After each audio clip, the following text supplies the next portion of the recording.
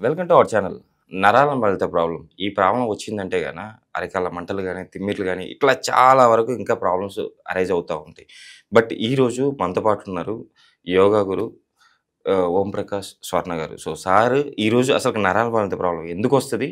So ఈ problem నుంచి బయటపడాలంటే యోగాలో ఎలాంటి ఆసనాలు ఉన్నాయి? అట్ ద సేమ్ టైమ్ ఎలాంటి ఫుడ్ మనం తీసుకోవాలి? విషయాలన్నీ సార్ చెప్తా అంటున్నారు. తెలుసుకుందాం. నమస్తే సార్. నమస్తే. సార్ నరాల బలహీనత. యాహ్! సో చాలా మందికి నరాల బలహీనత అంటే ఈ తిమ్మిర్లు, అరికాల మంటలే అనుకుంటారు. సో నరాల బలహీనత ఇంకా వేరు ఉంది అని చెప్పేసి అంటున్నారు. సో అసలుకేంటి నరాల బలహీనత అంటే? అంటే మీరన్నట్టుగా చాలా మందికి ఒక మిస్‌కన్సెప్షన్ ఏంటంటే బ్లడ్ వెసెల్స్ ఏవైతే ఉంటాయో వాటిని నరాలనుకుంటారు. Yes sir. ఓకే. సో వాళ్ళకి క్లారిఫికేషన్ ఫస్ట్ మనం ఇద్దాం. మన ఇల్లు ఉంది. యెస్. రైట్? ఇంట్లో పైప్ లైన్ ఉంటుంది. అంటే వాష్‌రూమ్‌కి వాటర్ సప్లై చేయడానికి, కిచెన్‌లో సింక్ వాటర్ సప్లై చేయడానికి పైప్ లైన్ ఉంటుంది. ఆ పైప్ లైన్ బ్లడ్ వెసెల్స్ అనుకోండి. ఓకే. బట్ ఇంట్లో పవర్ సప్లై చేయడానికి వేరే కేబుల్ ఉంటుంది. యెస్. ఆ పైప్ లైన్ నుంచి కేబుల్ వస్తుంది. యెస్. సో అవి మన నరాలు. యెస్. అందులోంచి ఏదైతే పవర్ వస్తుందో యాహ్! ఎగ్జాక్ట్. అది మన బ్రెయిన్. ఎగ్జాక్ట్. అంటే ఈవెన్ మన బాడీలో కూడా ట్రావెల్ అయ్యేది ఆ ఎలక్ట్రిక్ ఇంపల్సెసే. Yes. Okay. So for example ఇందాక మనం ఎలక్ట్రిక్ కేబుల్ అనుకున్నాం కదా, ఇది Yes. కేబుల్ అనుకోండి. Yes sir. సో దీని నుంచి ప్రాపర్గా ఎలక్ట్రిసిటీ సప్లై అవ్వాలంటే దీని పైన ఏదైతే షీట్ ఉందో ఇది ప్రాపర్గా ఉండాలి. ఓకే. ఈ షీట్ కనుక లేకపోతే లోపల ఉన్న కాపర్ కేబుల్ ఉంటుందో Okay. ఆ కేబుల్ ఆక్సిజన్ సమక్షంలో ఆక్సిడైజ్ అయ్యి ఓకే. ఆ ట్రాన్స్పోర్టేషన్ కెపాసిటీ తగ్గిపోతుంది. అంటే ఆ షీట్ ని మనం మైలిన్ షీట్ అనుకోవచ్చు. ఎగ్జాక్ట్లీ. Okay. నేను అదే చెప్పబోతున్నా, మీరు Yes. చెప్పారు. ఓకే. సో ఈ షీట్ బ్రేక్ అవుతే, డ్యామేజ్ అవుతే ఇది పవర్ సప్లైకి పనికిరాదు. ఓకే. సో ఎగ్జాక్ట్గా మన నర్వ్ సెల్లో మీరు చాలా ఆప్ట్గా చెప్పారు. యెస్. మన నర్వ్ సెల్ లోపల సెల్ పై నుంచి మైలిన్ షీట్ ఉంటుంది. ఈ షీట్ ఎప్పుడైతే డ్యామేజ్ అవుతుందో మీరు అన్నట్టుగా ఇవన్నీ మనకు ఒకదాని వెనకాల ఒకటి అన్ని బై ప్రొడక్ట్స్ అని వస్తాయి అన్నమాట. సరే. ఈ ఇదైతే షీట్ ఉంది. ఇప్పుడు డ్యామేజ్ అవుతే ఈ ప్రాబ్లమ్స్ మనకు స్టార్ట్ అవుతాయి అంటున్నారు. ఆ షీట్ ఎందుకు ప్రాబ్లం వస్తుంది మనకి? రైట్, అదే చెప్తున్నాను. ఎస్. సో రావడానికి రీజన్ ఏంటంటే ఫస్ట్ బాడీలో మొబిలిటీ లేకపోవడం, అంటే Okay. Sedentary life style. Okay. Okay. తర్వాత నెక్స్ట్ మనం తినే ఫుడ్లో Okay. Right B complex vitamin deficiency, Okay. Especially B12 deficiency. Okay. Right, ఈ డెఫిషియన్సీస్ రావడం వల్ల, సెడెంట్రిక్ లైఫ్ స్టైల్ ఉండడం వల్ల ఈ షీట్ అనేది నెమ్మదిగా కరిగిపోతుంటుంది. ఇంకొక ఇంపార్టెంట్ విషయం ఏంటంటే మన హ్యూమన్ బాడీలో ట్రిలియన్స్ ఆఫ్ సెల్స్ ఉంటాయి.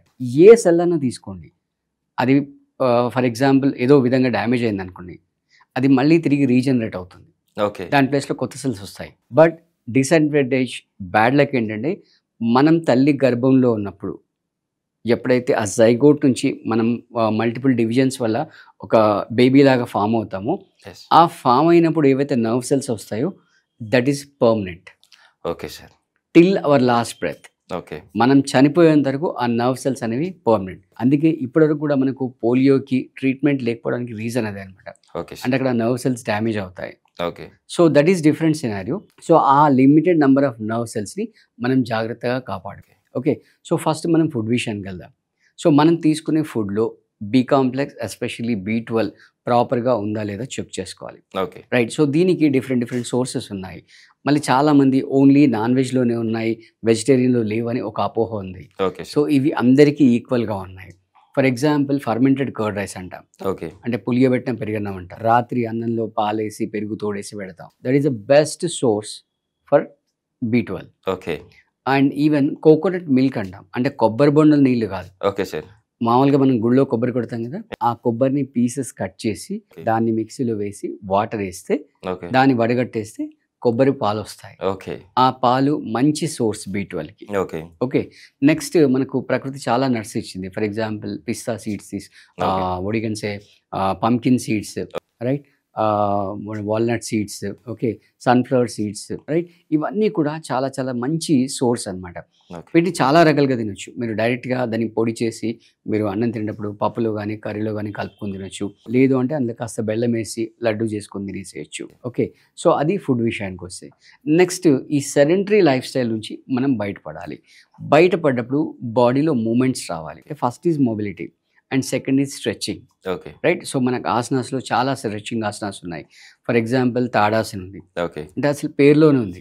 తాడాసన, ఈ yes. తాడు ఉంది అనుకోండి, ఇదంతా ముడిపడింది కదా, మనం రెండు చివర్లో ఇలా పట్టుకొని సాగదీసి దాన్ని స్ట్రెచ్ చేస్తాం. ఎస్. సో సేమ్ తాడాసనలు కూడా అలాగే జరుగుతుంది. బాడీ రెండు ఎండ్స్ని స్ట్రెచ్ చేస్తాం.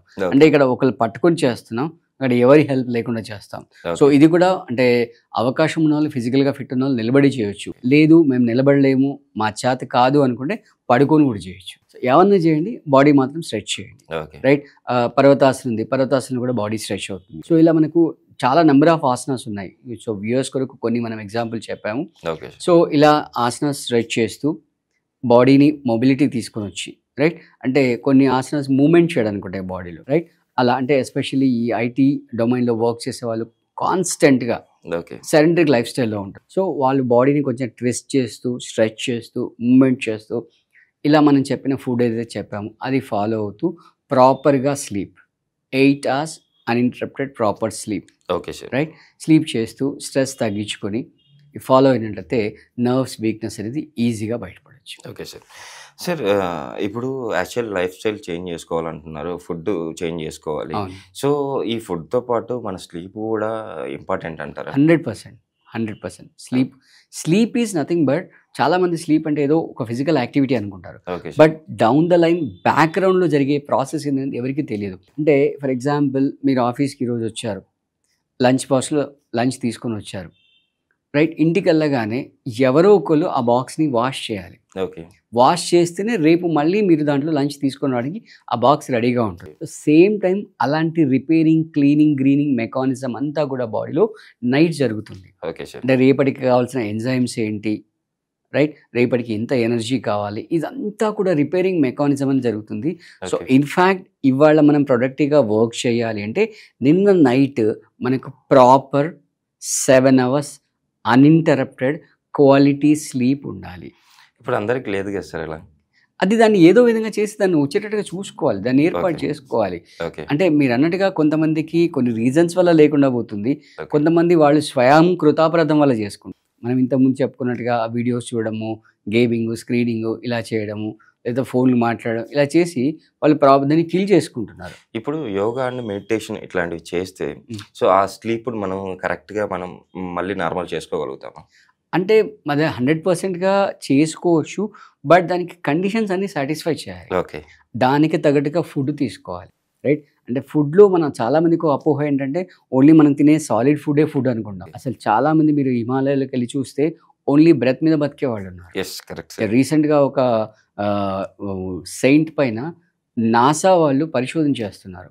అంటే 8 months ఓన్లీ ఎయిర్ మీద బతికాడు. ఓకే అంటే నాసాకి సైంటిస్ట్, స్పేస్కి సైంటిస్టులు పంపిస్తారు కదా, సో వాళ్ళకి ఈ ఫుడ్ ఇదంతా ఏర్పాటు చేయడం చూస్తుంటారు. సో ఒకవేళ ఇతను చేసే ప్రాసెస్ కనుక వాళ్ళకి రిప్లేస్ చేయగలిగితే వాళ్ళు కూడా హ్యాపీగా. రీసెంట్గా మన Indian scientist Yes. Sunita William garu 10 months పైన ఉన్నారు. ఎస్. ఓకే, సో సో తన కాళ్ళు కూడా కొంచెం పని చేయకుండా టైం ఎగ్జాక్ట్లీ. సార్. ఓకే, ఇప్పుడు మన నరాల బలత ప్రాబ్లం ఉన్నప్పుడు ఈ మైలిన్ షీత్ విటమిన్ B12 లోపం ఉన్నప్పుడు మనకి ఎలాంటి లక్షణాలు కనిపిస్తాయి అంటారు? అంటే ఎగ్జాక్ట్గా ఇప్పుడు మన బాడీలో థౌజండ్స్ ఆఫ్ నర్వ్స్ ఉంటాయి.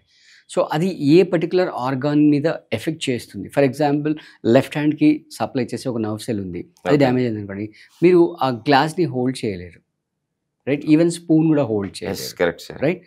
అది స్టార్టింగ్ స్టేజ్. ఇంకా Okay. ముందుకెళ్తే పెరాలసిస్కి వెళ్ళిపోతుంది, అంటే Okay. కంప్లీట్ అల్టిమేట్కి వెళ్తే పెరాలసిస్కి Okay. వెళ్ళిపోతుంది. నిజంగా సార్, ఈరోజు మన ప్రేక్షకులకి నరాల బలత ఏంటి, అసలు ఈ తేడాల గురించి ఎక్స్ప్లెయిన్ చేస్తూ విటమిన్ B12 లోపం వస్తే ఎలాంటి లక్షణాలు మనకు కనిపిస్తాయి, ఫ్యూచర్లో దీన్ని మనం నెగ్లెక్ట్ చేస్తే ఎలాంటి ప్రాబ్లమ్స్ ఫేస్ చేస్తాము, అసలు నరాల బలత ప్రాబ్లమ్స్ బయటపడాలంటే మనం ఎలాంటి డైట్ తీసుకోవాలి, ఎట్లా యోగాసనాలు వేసుకోవాలి, చాలా చక్కటి వివరించారు sir. Thank you. Thank you.